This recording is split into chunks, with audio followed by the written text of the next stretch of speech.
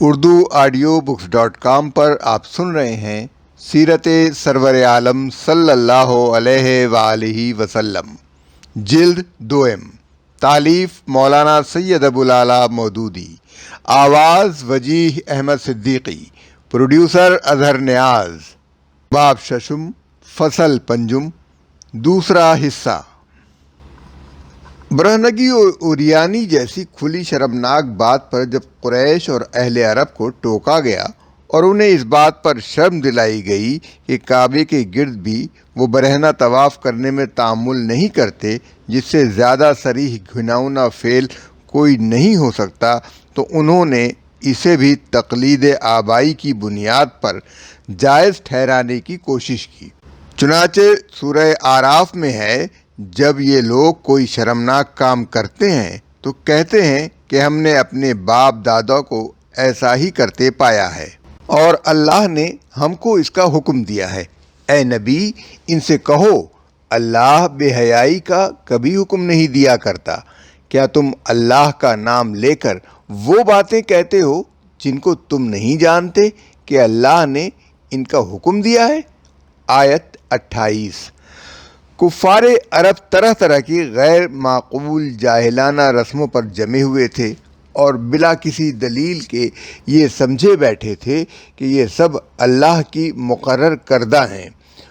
اس کے متعلق سورہ مائدہ میں فرمایا گیا ہے، اور جب ان سے کہا جاتا ہے کہ آؤ اس تعلیم کی طرف جو اللہ نے نازل کی ہے اور آؤ رسول کی طرف، تو یہ کہتے ہیں کہ ہمارے لیے بس وہی کافی ہے جس پر ہم نے اپنے باپ دادا کو پایا ہے۔ کیا یہ باپ دادا ہی کی تقلید کیے جائیں گے، خواہ وہ کوئی علم نہ رکھتے ہوں اور راہ راست پر نہ ہوں؟ آیت 104۔ اسی طرح کفار عرب نے حلال و حرام کی بہت سی خود ساختہ پابندیاں صرف اس دلیل سے اپنے اوپر لازم کر لی تھیں کہ یہ پہلے سے چلی آ رہی ہیں، اور ان میں بہت سی حلال چیزیں حرام اور بہت سی حرام و شرمناک اور قبیح چیزیں حلال کر لی گئی تھیں۔ ان کے متعلق سورہ بقرہ میں فرمایا گیا، جب ان سے کہا جاتا ہے کہ اس ہدایت کی پیروی کرو جو اللہ نے نازل کی ہے، تو وہ کہتے ہیں نہیں، بلکہ ہم تو اس طریقے کی پیروی کریں گے جس پر ہم نے اپنے باپ دادا کو پایا ہے۔ اور کیا یہ انہی کی پیروی کیے جائیں گے، خواہ ان کے باپ دادا نہ کسی چیز کی سمجھ رکھتے ہوں اور نہ ہدایت یافتہ ہوں؟ آیت 170۔ سورہ انعام میں اس اندھی تقلید کو ایسے پرزور طریقے سے نامعقول ثابت کیا گیا کہ عرب کے ہر دھرم سے ہر دھرم لوگ بھی ایک دفعہ تو اپنے دلوں میں مان گئے ہوں گے کہ فی الواقع ہم نہایت ہی لغو باتوں کی پیروی کر رہے ہیں۔ فرمایا، ان لوگوں نے اللہ کے لیے خود اسی کی پیدا کی ہوئی کھیتیوں اور جانوروں میں سے ایک حصہ مقرر کر رکھا ہے اور کہتے ہیں یہ تو اللہ کے لیے ہے بزو میں خود، اور یہ ہمارے ٹھہرائے ہوئے شریکوں کے لیے ہے۔ پھر جو ان کے شریکوں کے لیے ہے وہ تو اللہ کو نہیں پہنچتا، مگر جو اللہ کے لیے ہے وہ ان کے شریکوں کو پہنچ جاتا ہے۔ یعنی جو غلے یا پھل وغیرہ اللہ کے نام پر نکالے جاتے تھے، ان میں سے اگر کچھ گر جاتا تو وہ شریکوں کے حصے میں شامل کر دیا جاتا تھا، اور اگر شریکوں کے حصے میں سے گرتا یا خدا کے حصے میں مل جاتا تو اسے انہی کے حصے میں واپس کیا جاتا تھا۔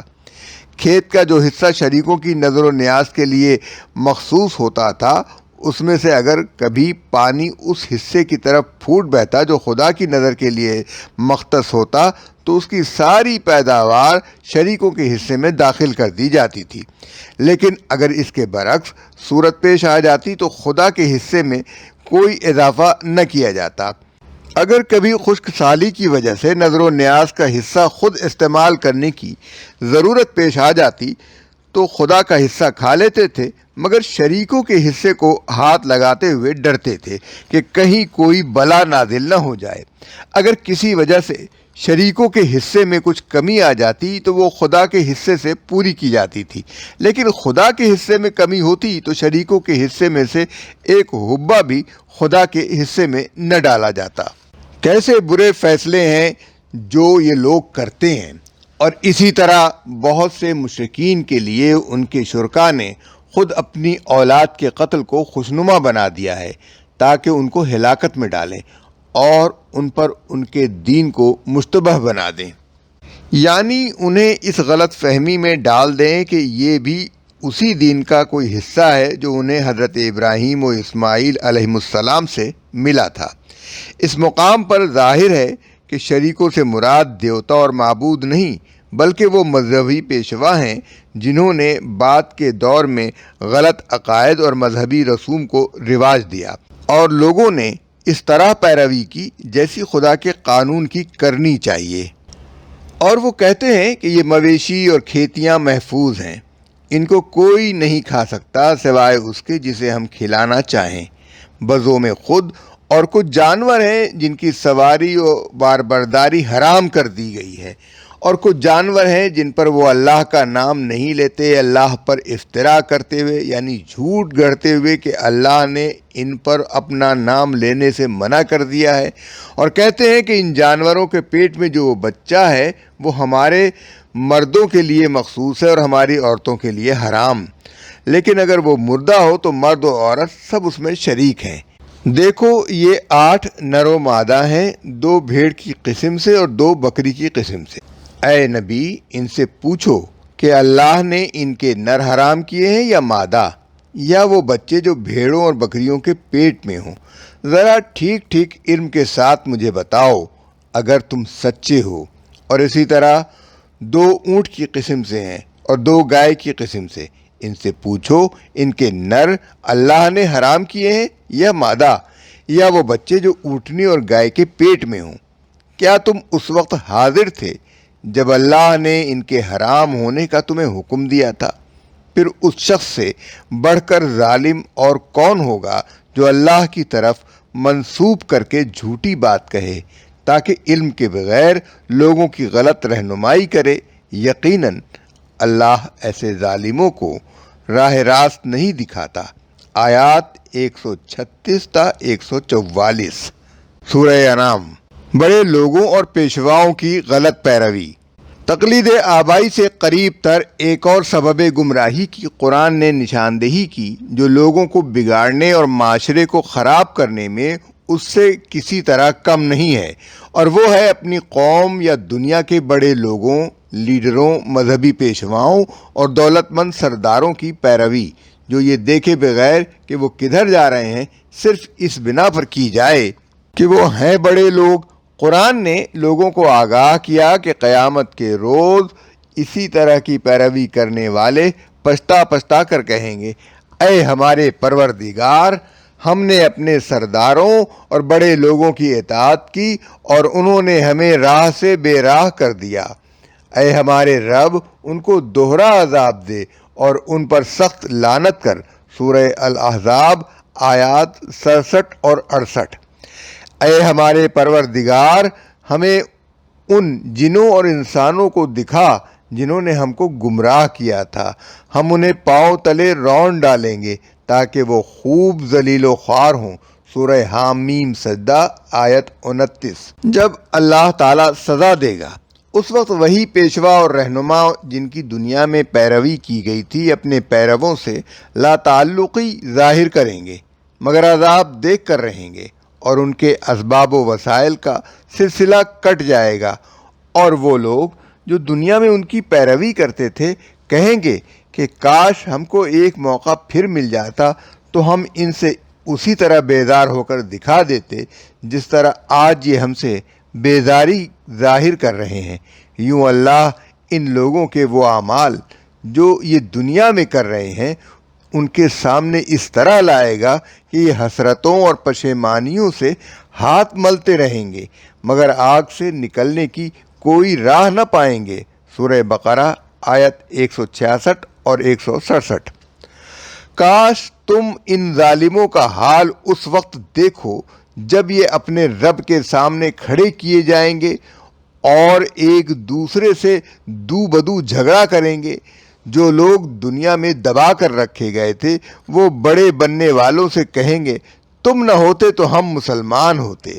وہ بڑے بننے والے ان دبے ہوئے لوگوں سے کہیں گے کیا ہم نے تم کو ہدایت قبول کرنے سے روکا تھا جبکہ وہ تمہارے پاس آئی تھی؟ تم تو خود ہی مجرم تھے۔ وہ دبے ہوئے لوگ ان بڑے بننے والوں سے کہیں گے، نہیں، بلکہ وہ شب و روز کی مکاری تھی جب تم ہم سے کہتے تھے کہ ہم اللہ سے کفر کریں اور دوسروں کو اس کا ہمسر ٹھہرائیں۔ آخر کار جب یہ لوگ عذاب دیکھیں گے تو اپنے دلوں میں پچھتائیں گے۔ سورہ سبا آیات 31 تا 33۔ اس حقیقت کو قرآن نے بطور ایک عالمگیر قانون کے بیان کیا کہ کسی معاشرے کو آخر کار جو چیز تباہ کرتی ہے وہ اس کے کھاتے پیتے خوشحال اور اونچے طبقوں کا بگاڑ ہے۔ جب کسی قوم کی شامت آنے کو ہوتی ہے تو اس کے دولت مند اور صاحب اثر و اقتدار لوگ فسق و فجور پر اتر آتے ہیں، ظلم و ستم اور بدکاریاں اور شرارتیں کرنے لگتے ہیں، اور آخر یہی فتنہ پوری قوم کو لے ڈوبتا ہے۔ چنانچہ سورہ بنی اسرائیل میں فرمایا گیا، اور جب ہم کسی بستی کو ہلاک کرنے کا ارادہ کرتے ہیں تو اس کے خوشحال لوگوں کو حکم دیتے ہیں، پھر وہ اس میں فسق کرنے لگتے ہیں، تب عذاب کا فیصلہ اس بستی پر چسپاں ہو جاتا ہے اور ہم اسے برباد کر کے رکھ دیتے ہیں۔ آیت 16۔ 3۔ غرور و تکبر۔ تیسرا اہم سبب ضلالت جس کی قرآن نے نشاندہی کی وہ یہ ہے کہ انسان حق بات ماننے سے صرف اس لیے انکار کرتا ہے کہ اسے اپنے رویے کی غلطی تسلیم کرنے میں اپنی ہیٹی ہوتی نظر آتی ہے، یا وہ سمجھتا ہے کہ میں اس حق کو تسلیم کروں گا تو گمراہ معاشرے میں جو اونچا مقام مجھے حاصل ہے وہ مجھ سے چھن جائے گا، یا وہ خیال کرتا ہے کہ اپنی بات کو چھوڑ کر دوسرے کی بات مان لینا اس کے مقام بلند سے فروتر ہے، قطع نظر اس کے کہ وہ بات کتنی ہی غلط ہو جس پر وہ اڑا ہوا ہے، اور وہ بات کتنی ہی برحق ہو جسے دوسرا شخص پیش کر رہا ہے۔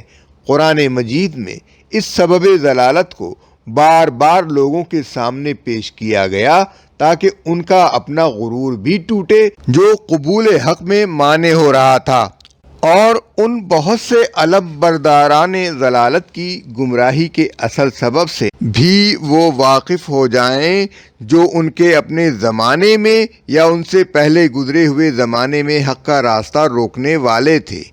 مثال کے طور پر سورہ نوح میں حضرت نوح علیہ السلام کا یہ قول نقل کیا گیا کہ اے میرے رب، میں نے اپنی قوم کے لوگوں کو شب و روز راہ حق کی طرف آنے کے لیے پکارا، مگر میری پکار نے ان کے فرار ہی میں اضافہ کیا، اور جب بھی میں نے ان کو دعوت دی تاکہ تو انہیں معاف کر دے تو انہوں نے کانوں میں انگلیاں ٹھونس لیں اور اپنے کپڑوں سے منہ ڈھانک لیے اور اپنی روش پر اڑ گئے اور بڑا تکبر کیا۔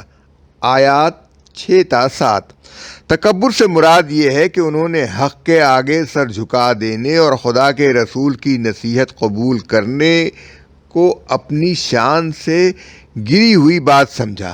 مثال کے طور پر اگر کوئی بھلا آدمی کسی بگڑے ہوئے شخص کو نصیحت کرے اور وہ جواب میں سر جھٹک کر اٹھ کھڑا ہو اور پاؤں پٹکتا ہوا نکل جائے تو یہ تکبر کے ساتھ کلام نصیحت کو رد کرنا ہوگا۔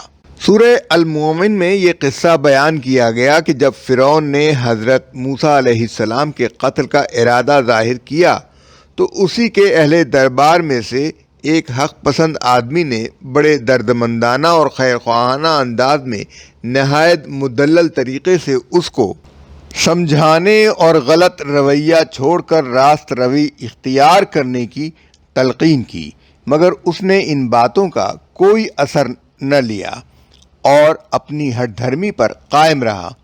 اس پر تبصرہ کرتے ہوئے فرمایا گیا، اس طرح اللہ ٹھپا لگا دیتا ہے ہر متکبر و جبار کے دل پر۔ آیت 35۔ یعنی تکبر و جباریت کی ہوا جس دل میں بھر جاتی ہے پھر اس کے دروازے ہر کلمہ نصیحت اور ہر قول حق کے لیے بند ہو جاتے ہیں، اور اللہ پھر اس پر لعنت کی ایسی مہر لگا دیتا ہے کہ خواہ کوئی اسے راہ راست پر لانے کی کتنی ہی کوشش کرے وہ کسی طرح سیدھا نہیں ہوتا۔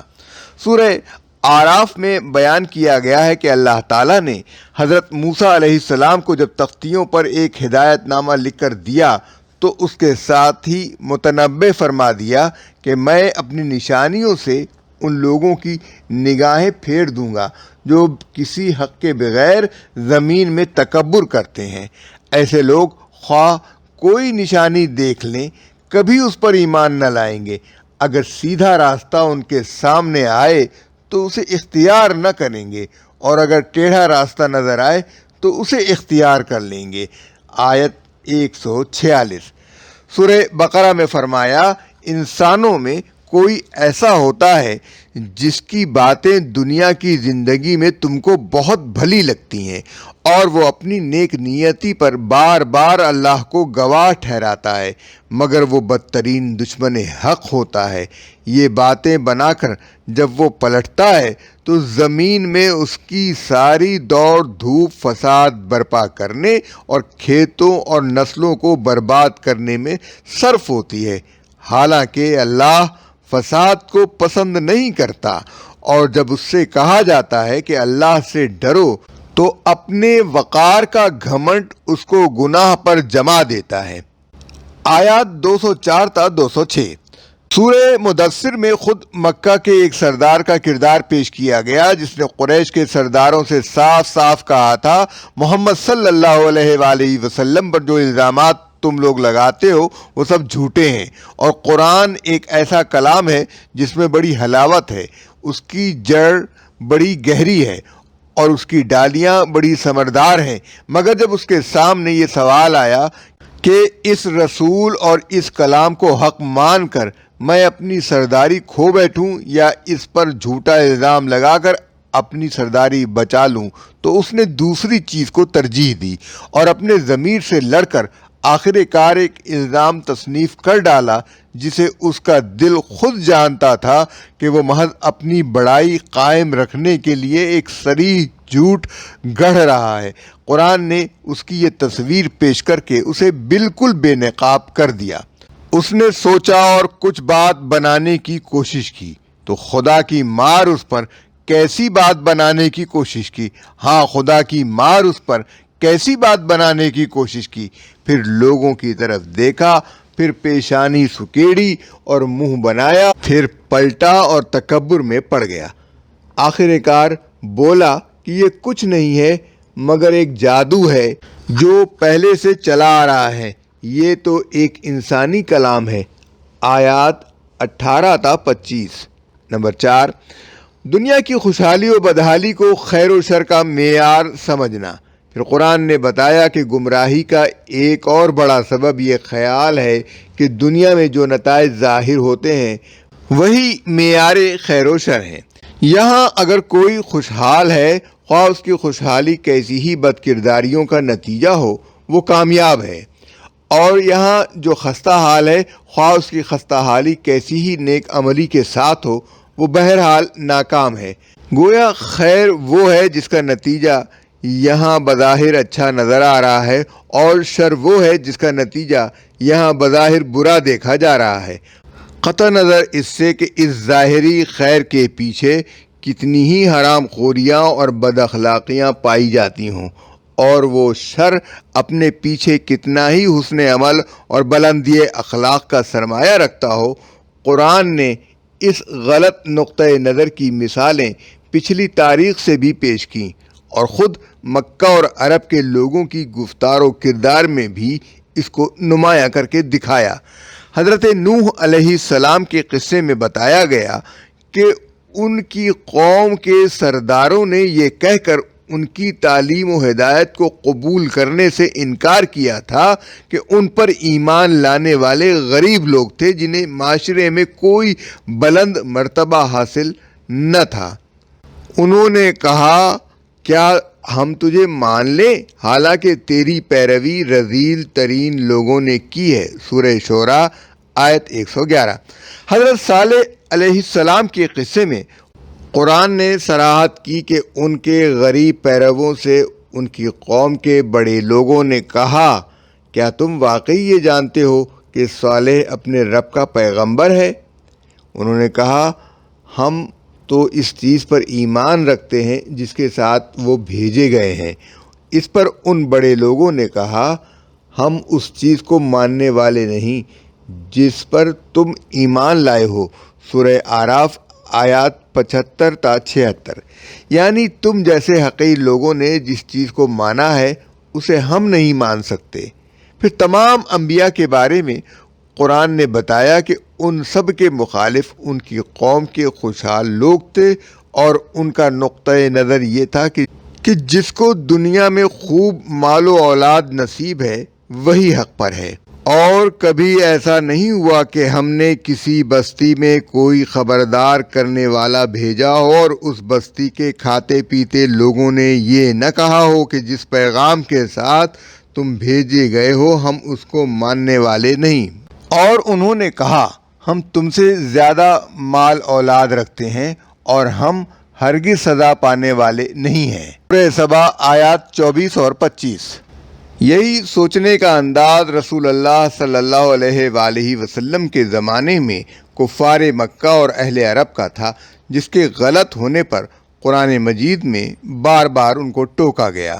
سورہ مریم میں فرمایا جب ان لوگوں کو ہماری کھلی کھلی آیات سنائی جاتی ہیں تو انکار کرنے والے ایمان لانے والوں سے کہتے ہیں کہ بتاؤ ہم دونوں گروہوں میں سے کون بہتر حالت میں ہے اور کس کی مجلسیں شاندار ہیں، حالانکہ ان سے پہلے ہم کتنی ہی ایسی قوموں کو ہلاک کر چکے ہیں جو ان سے زیادہ سر و سامان رکھتی تھیں اور ظاہری شان و شوکت میں ان سے بڑھی ہوئی تھیں۔ آیات 73 اور 74۔ سورہ مومنون میں فرمایا کیا یہ لوگ اس خیال میں ہیں کہ ہم جو ان کو مال اور اولاد سے نوازے جا رہے ہیں تو انہیں بھلائیاں دینے میں سرگرم ہیں؟ نہیں، اصل معاملے کا انہیں شعور نہیں ہے۔ در حقیقت جو لوگ اپنے رب کے خوف سے ڈرے رہتے ہیں اور جو اپنے رب کی آیات پر ایمان لائے ہیں اور جو اپنے رب کے ساتھ کسی کو شریک نہیں کرتے اور جن کا حال یہ ہے کہ اپنے رب کی خوشنودی کے لیے جو نیک کام وہ بجا لاتے ہیں، ان کے بعد بھی ان کے دل اس خیال سے کانپتے رہتے ہیں کہ انہیں اپنے رب کی طرف پلٹنا ہے، وہی دراصل بھلائیوں کی طرف دوڑنے والے اور سبقت کر کے انہیں پا لینے والے ہیں۔ آیات 55 تا 61۔ اسی بات کو سمجھانے کے لیے سورہ فجر میں پہلے عاد اور سمود اور فرعون جیسی زبردست ترقی یافتہ قوموں اور سلطنتوں کی طغیانی و سرکشی کا انجام بیان کیا، اور پھر فرمایا کہ انسان اب بھی اس غلط فہمی میں مبتلا ہے کہ دنیا کی نعمت و دولت ہی اصل عزت ہے اور یہاں کی غربت و تنگ دستی ہی اصل ذلت ہے، حالانکہ نعمت و دولت ہو یا غربت و تنگ دستی دونوں ہی انسان کی آزمائش کے لیے ہیں، اور ان میں سے کوئی بھی اصل عزت و ذلت کا معیار نہیں ہے۔ ملاحظہ ہو سورہ الفجر آیات 15 تا 16۔